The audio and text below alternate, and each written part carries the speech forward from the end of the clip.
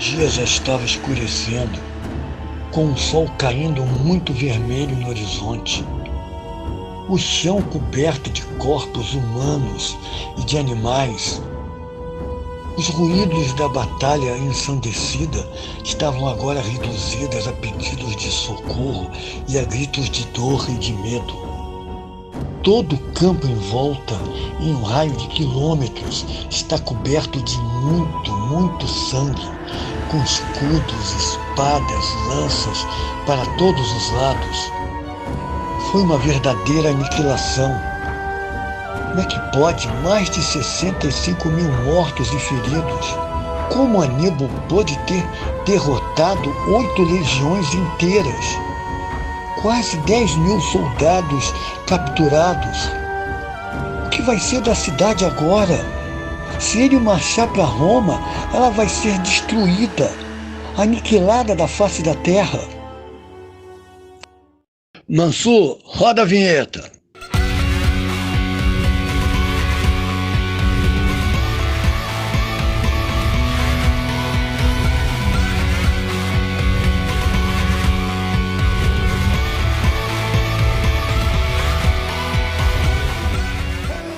No século III a.C., o mar Mediterrâneo era o principal centro de comércio marítimo da antiguidade.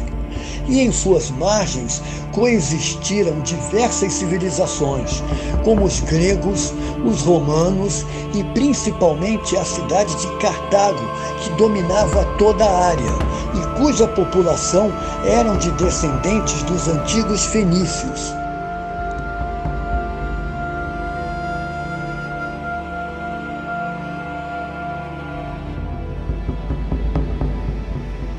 E nessa mesma época, a República Romana já era uma cidade em total expansão.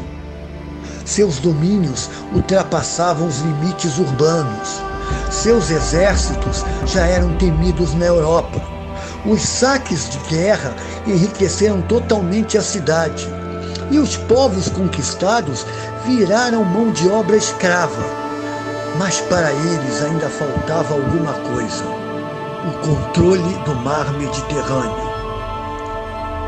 Pensando nisso, Roma e Cartago fizeram um acordo em 279 a.C., que estabeleceu um limite entre as duas potências. Mas em 264 a.C., Roma se mete em uma disputa territorial na cidade de Messina, na Sicília. E por causa disso, Cartago declara guerra a Roma. Começa nesse instante a Primeira Guerra Púnica.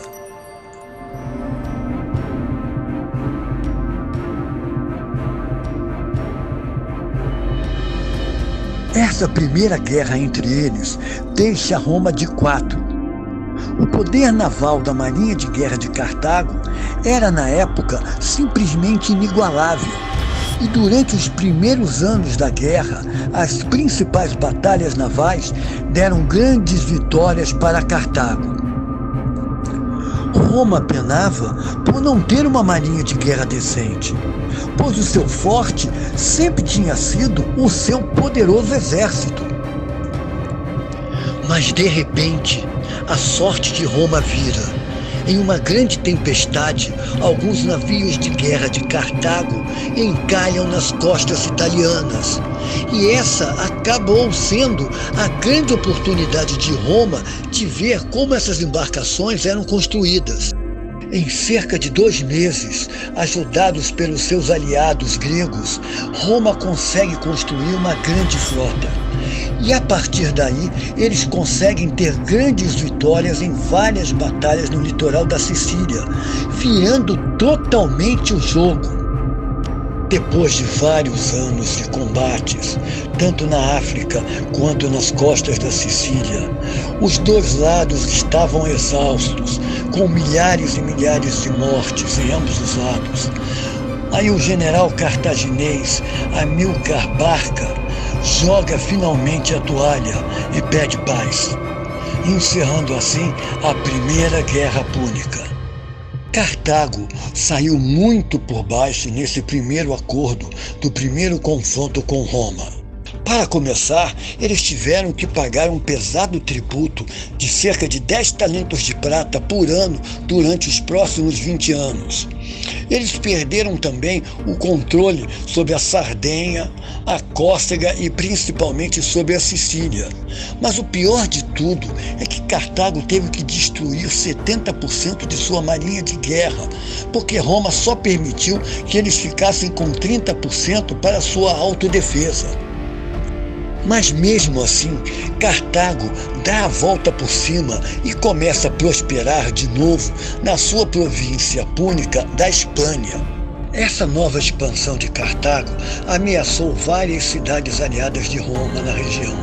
E quando Cartago invade a cidade de Sagunto, Roma declara guerra, começando assim a Segunda Guerra entre eles.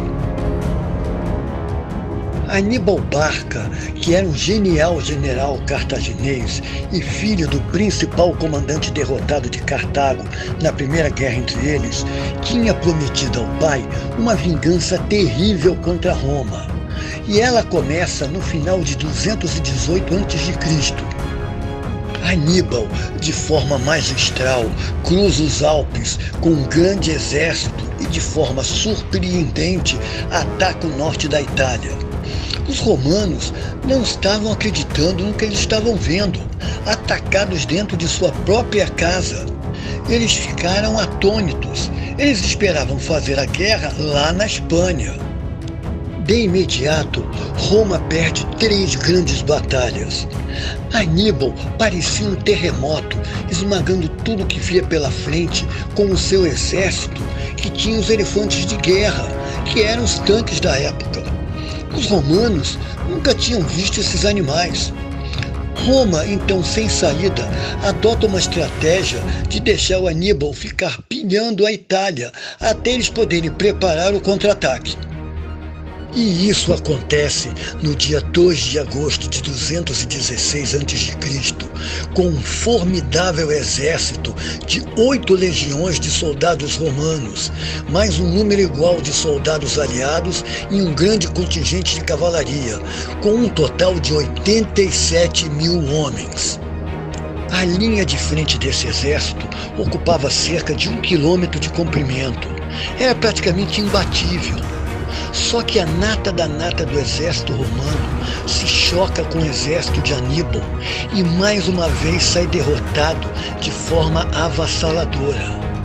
Na Batalha de Canas, que durou quase que um dia inteiro, morreram mais de 70 mil romanos. Entre eles, uma grande parte da aristocracia romana da época, quase metade dos integrantes do Senado e ainda um dos 2 cônsules eleitos naquele ano. Fontes históricas dizem que o campo de batalha parecia um mar, com todos aqueles corpos estendidos, e é considerado até hoje o dia mais sangrento da história romana. Por incrível que pareça, nem na cidade de Hiroshima, após o ataque nuclear de 45, morreu tanta gente de uma só vez. O caminho para a cidade de Roma estava totalmente aberto. Eram somente 350 quilômetros até lá. O medo e o pânico atingiram Roma como uma verdadeira bomba. Não existia uma legião inteira para defender a cidade. 1/5 dos homens em idade para servir o exército tinham morrido nesse combate. Então os senadores que restaram deram a ordem de fechar os portões de Roma e começaram a esperar pelo pior. Mas ele não veio. O que aconteceu, ninguém sabe até hoje. Por que Aníbal não foi em frente para a vitória final e invadiu a cidade de Roma? Até hoje ninguém sabe o que pode ter passado pela cabeça de Aníbal. Uma das teorias mais aceitas é que ele sabia que levaria meses fazendo um cerco à cidade. Roma, naquela época, tinha em torno de 250 mil habitantes, muita gente para defender a cidade, mesmo que não tivesse os soldados lá dentro. Toda a cidade era murada, E Aníbal não queria ser pego pela retaguarda pelos remanescentes dos soldados romanos que sobraram da batalha. Mas, na verdade, ninguém sabe o que Aníbal pensou, e esse segredo ele não contou para ninguém, e levou para o próprio túmulo. Os romanos eram um povo muito doido, e eles só pensavam em guerra.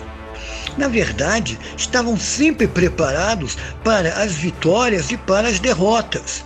Eles caíam e se levantavam logo em seguida. Eles nunca desistiram. Nenhuma nação da época poderia ter sofrido tamanhos desastres seguidos, um atrás do outro, e não ter sido destruída. Roma realmente era diferente e não aceitava a derrota final de maneira nenhuma. Assim que o Senado romano percebeu que Aníbal não invadiria a cidade, eles começaram a bolar o contra-ataque quase que de imediato.